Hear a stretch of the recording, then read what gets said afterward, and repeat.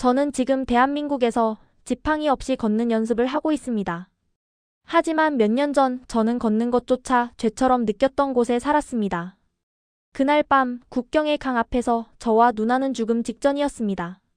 누나는 밤새 산을 넘었고 힘이 남아있지 않았습니다. 얼어붙은 강 위로 경비병의 손전등이 흔들렸습니다. 그때 저는 말했습니다. 누나, 이번엔 내가 길을 알려줄게. 13살 장애 소년과 16살 누나. 우리는 생사의 경계에 서 있었습니다. 왜 목숨을 걸고 강을 건너야 했는지 그 이야기가 궁금하시다면 구독과 좋아요 부탁드립니다. 제 이름은 김준호, 평양 외곽에서 태어났고 한쪽 다리가 태어날 때부터 움직이지 않았습니다. 사람들은 저를 쓸모없는 아이라고 불렀습니다. 하지만 누나 미선만은 절대 제 앞에서 고개를 숙이지 않았습니다. 평양 외곽의 아침은 언제나 확성기 소리로 시작됐습니다. 새벽 6시 혁명가요가 울려 퍼지면 사람들은 일어났습니다. 우리 집은 2칸짜리 낡은 집이었습니다. 아버지는 탄광사고로 돌아가셨고 어머니는 몸이 약해져 누워 지내셨습니다. 16살 누나가 모든 것을 도맡았습니다. 학교 가는 길은 힘들었습니다. 아이들은 뛰어가지만 저는 지팡이에 의지해 천천히 걸었습니다. 학교에서는 매일 김일성 주석님과 김정일 장군님 초상화 앞에서 경례를 했습니다. 우리는 세상에서 가장 행복한 나라에 산다. 당시 저는 그 말을 의심하지 않았습니다. 하지만 배는 고팠습니다. 배급은 끊긴 지 오래였습니다. 누나는 새벽부터 나가서 옥수수라도 구하려 애썼습니다. 어느 날 수업 시간 제 배에서 소리가 났습니다. 꼬르륵. 아이들이 웃었습니다. 선생님은 말했습니다. 김준호 동무, 조선은 배고픈 나라가 아니다. 저는 고개를 숙였습니다. 배가 고픈데 배고프지 않다고 해야 하나? 학교가 끝나면 누나가 저를 기다렸습니다. 그날도 거기 있었지만 손에는 아무것도 없었습니다. 오늘은 못 구했어. 그날 밤 우리는 물만 마시고 잤습니다. 저는 누나가 어둠 속에서 조용히 우는 소리를 들었습니다. 이게 정말 가장 행복한 나라일까? 하지만 그 의문은 말로 꺼낼 수 없었습니다. 그 의문을 품은 채로 시간이 흘렀습니다. 겨울이 왔고 추위와 굶주림은 더욱 심해졌습니다. 어느 날 돌아오는 길, 마을 광장에서 사람들이 모여 있었습니다. 공개 처형이었습니다. 장마당에서 중국 물건을 팔던 아저씨였습니다. 누나가 제 눈을 가렸지만 저는 봤습니다. 그날 밤부터 제 기침이 시작됐습니다. 며칠 동안 제대로 먹지 못한 탓이었습니다. 어느 날 밤 저는 기침을 하다가 정신을 잃었습니다. 눈을 떴을 때 누나와 어머니가 울고 있었습니다. 미안하다, 준호야. 그때 저는 깨달았습니다. 이건 어머니 잘못이 아니었습니다. 다음 날 새벽 저는 누나의 목소리를 들었습니다. 엄마, 여기선 안 돼요. 준호가 이대로 가면 죽어요. 제가 데리고 나갈게요. 안 돼, 미선아. 국경을 넘다 잡히면. 그래도 여기 있으면 굶어 죽어요. 누나의 목소리는 떨렸지만 단호했습니다. 그날 아침 저는 확실히 알았습니다. 이 나라는 우리를 지켜주지 않는다는 것을. 세상에서 가장 행복한 나라는 거짓말이라는 것을. 하지만 이런 생각은 위험했습니다. 이웃에게 들키면 끌려갈 수 있었습니다. 며칠 후 누나는 제게 조용히 말했습니다. 준호야, 우리 여기 떠나야 해. 무서워? 무섭지 않아요, 누나. 누나랑 함께면. 누나는 저를 꽉 안아주었습니다. 우리는 이미 선을 넘었습니다. 누나는 그날부터 조용히 준비를 시작했습니다. 국경까지 이틀은 걸려요. 준호 다리는 제가 업고 갈 거예요. 며칠 동안 누나는 집에 있던 것들을 장마당에 팔았습니다. 아버지의 시계, 어머니의 반지, 우리 이불까지. 그 돈은 중국 돈으로 바꿨습니다. 누나는 국경을 넘은 사람을 수소문했습니다. 눈보라 치는 날이 좋아. 경비대가 덜 돌아다니거든. 탈출 전날 밤 어머니는 우리를 불러 앉혔습니다. 미선아, 준호야. 엄마는 못 가겠구나.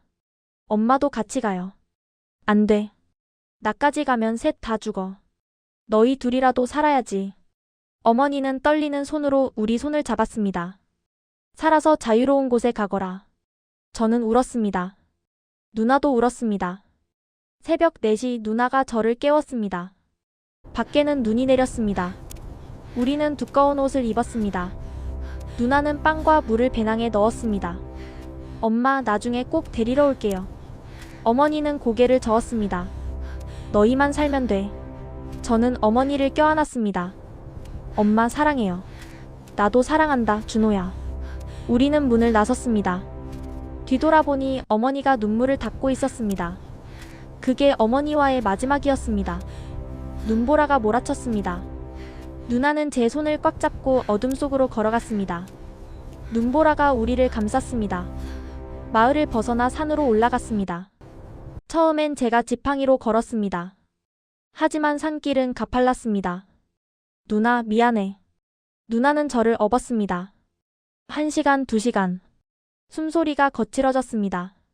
밤이 깊어갈수록 추위는 뼈를 파고들었습니다. 깨 짖는 소리가 들렸습니다. 경비대였습니다. 우리는 바위 뒤에 숨었습니다. 이틀째 아침 국경지역에 도착했습니다. 멀리 얼어붙은 강이 보였습니다. 건너면 중국이었습니다. 하지만 누나가 주저앉았습니다. 다리에 힘이 풀렸습니다. 미안해, 준호야. 저는 두려웠습니다. 누나는 늘 제 다리였습니다. 하지만 이제는 제가 누나의 눈이 되어야 했습니다. 누나, 일어나. 내가 길을 알려줄게. 나는 늘 뒤에서 세상을 봤어. 사람들의 발소리를 들었고 바람의 방향을 느꼈어. 눈을 감고도 길을 기억해. 믿어줘, 누나. 누나는 일어났습니다. 저는 누나의 손을 이끌었습니다. 지금 한 발. 조금 오른쪽. 천천히. 우리는 강으로 내려갔습니다. 멀리서 손전등 불빛이 흔들렸습니다. 멈춰. 숨소리 죽여. 우리는 얼음 위에 엎드렸습니다. 불빛이 지나갔습니다. 지금. 빨리. 우리는 얼음 위를 건넜습니다. 발밑에서 얼음이 갈라지는 소리가 났습니다. 마침내 강 건너편에 도착했습니다. 중국 땅이었습니다. 누나는 주저앉아 울었습니다. 저도 울었습니다. 우리는 살아남았습니다. 중국 땅에 발을 디뎠을 때 우리는 자유를 얻었다고 생각했습니다. 하지만 착각이었습니다. 우리는 조선족 할머니 집 다락방에 숨었습니다. 절대 밖에 나가지 마라. 공안에 걸리면 북한으로 보내진다. 창문 틈으로 사람들이 자유롭게 걸어 다녔습니다. 하지만 우리는 갇혀 있었습니다. 브로커가 왔습니다. 한국 가려면 돈이 더 필요해. 식당에서 일해. 누나는 중국 식당에서 일했습니다. 새벽부터 밤까지. 저는 다락방에서 기다렸습니다. 어느 날 밤 누나가 울면서 돌아왔습니다. 얼굴에 멍이 들어 있었습니다. 괜찮아. 접시를 깨뜨렸어. 저는 알았습니다. 누군가 누나를 때렸다는 것을. 2달 후 할머니가 급히 올라왔습니다. 당장 나가야 해. 공안이 단속 나온대. 우리는 뒷문으로 도망쳤습니다. 창고에 숨었습니다. 다음 날 브로커가 찾아왔습니다. 다른 곳으로 가야 해. 우리는 트럭 짐칸에 숨어 이동했습니다. 한 달 후 또 단속이 있었고 우리는 또 도망쳤습니다. 그렇게 중국에서 6개월을 보냈습니다. 한 곳에 정착하지 못하고 늘 숨어 다녔습니다. 어느 날 브로커가 말했습니다. 돈 다 모았어. 이제 한국 갈 수 있어. 언제 출발해요? 내일 밤. 누나는 제 손을 잡고 말했습니다. 준호야, 조금만 더 참자. 중국에서의 6개월은 저에게 가르쳐 주었습니다. 자유는 강을 건넌다고 얻어지는 게 아니라는 것을. 그래도 우리는 포기하지 않았습니다. 브로커는 우리를 트럭에 태웠습니다. 다른 탈북자들도 함께였습니다. 중국을 가로질러 남쪽으로 향했습니다. 며칠 동안 트럭 안에서 지냈습니다.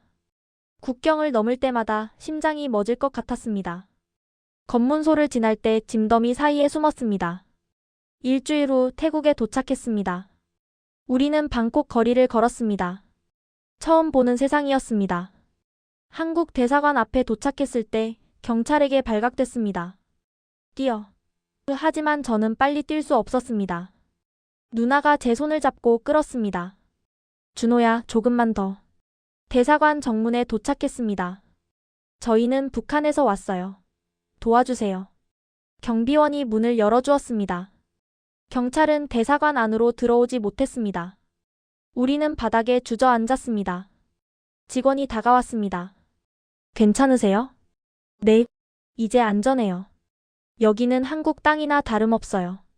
그 말을 듣는 순간 저는 울음이 터졌습니다. 북한을 떠난 지 거의 1년. 드디어 한국에 갈 수 있게 됐습니다. 대사관에서 며칠을 머물렀습니다. 어느 날 직원이 말했습니다. 내일 한국으로 가는 비행기를 타요. 누나는 제 손을 꼭 잡았습니다. 준호야, 드디어야. 다음 날 우리는 비행기에 올랐습니다. 비행기가 이륙했습니다. 창밖으로 구름이 보였습니다. 저는 생각했습니다. 어머니는 지금 어디 계실까? 누나가 제 손을 잡았습니다. 준호야, 우리 꼭 어머니 데려올 거야. 저는 고개를 끄덕였습니다. 기장이 방송했습니다. 곧 인천공항에 도착합니다. 우리는 한국에 도착했습니다. 인천공항에 내렸을 때 저는 한국 땅을 처음 밟았습니다. 공항은 밝았고 사람들은 자유롭게 걸었습니다. 우리는 하나원으로 갔습니다. 처음으로 자유가 무엇인지 실감했습니다. 밤에 불을 켜도 괜찮았습니다. 말을 해도 괜찮았습니다. 준호야, 우리 진짜 자유로워졌어. 하지만 어머니가 생각났습니다. 어머니는 아직도 그곳에 계셨습니다. 하나원을 나온 후 우리는 작은 아파트를 받았습니다. 처음으로 우리만의 집이 생겼습니다. 누나는 검정고시를 준비했습니다. 저는 학교에 다녔습니다. 저는 물리치료를 받았습니다. 지팡이 없이도 걸을 수 있게 됐습니다. 어느 날 저는 문득 멈춰 섰습니다. 거리를 걷는 사람들을 보았습니다. 모두 자유롭게 걷고 있었습니다. 그때 저는 깨달았습니다. 이게 진짜 자유구나. 지금 저는 고등학생입니다. 누나는 대학에 다닙니다. 가끔 밤에 꿈을 꿉니다. 어머니가 나오는 꿈을. 누나도 가끔 울면서 깹니다. 우리는 아직도 어머니를 데려오려고 노력하고 있습니다. 하지만 포기하지 않을 겁니다. 여러분께 말씀드리고 싶습니다. 자유는 당연한 게 아닙니다. 자유롭게 말할 수 있다는 것, 자유롭게 걸을 수 있다는 것, 자유롭게 꿈꿀 수 있다는 것이 얼마나 큰 축복인지. 아직도 북한에는 수많은 사람들이 자유를 꿈꾸며 살고 있습니다. 제 어머니처럼. 그들을 잊지 말아주세요. 저는 김준호입니다. 누나와 함께 자유를 찾아왔습니다. 이제 저는 자유롭게 꿈을 꿉니다. 감사합니다.